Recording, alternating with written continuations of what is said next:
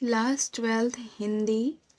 तो इस क्लास में क्लास 12th के सभी मोस्ट इम्पॉर्टेंट जीवनी जो हैं उनको डिस्कस करने वाले हैं।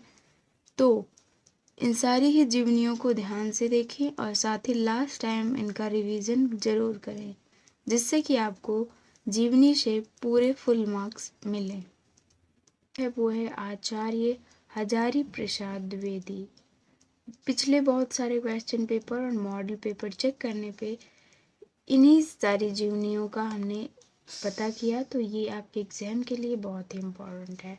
तो देखते हैं आचार्य हजारी प्रसाद द्विवेदी जी का जीवन परिचय।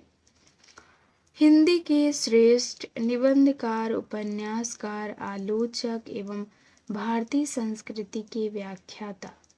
अगर आप जीवनी की स्टार्टिंग इस तरह से करते हैं, यानी जिसका भी जीवन परिचय दे रहे हैं उसके बारे में लिखकर, जैसे कि हजारी प्रसाद जी एक निबंधकार थे, उपन्यासकार थे, आलोचक थे और भारतीय संस्कृति के व्याख्याता थे।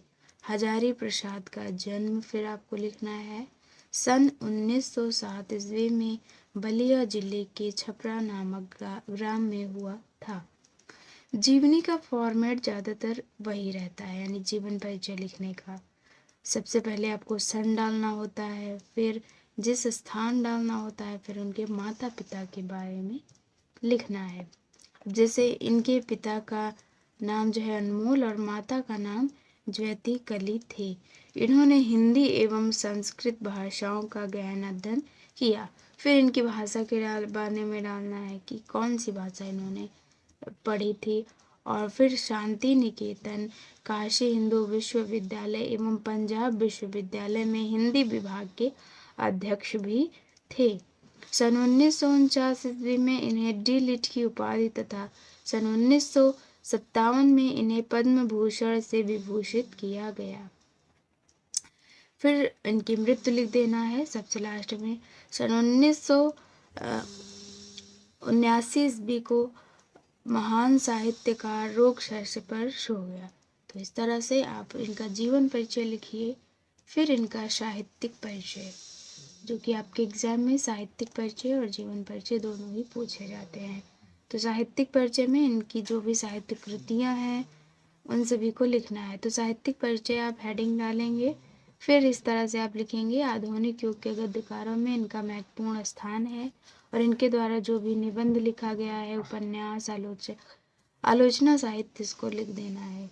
तो इसे निबंध इनके द्वारा लिखा है अशोक के फूल, जो कि आपका लेसन ही है।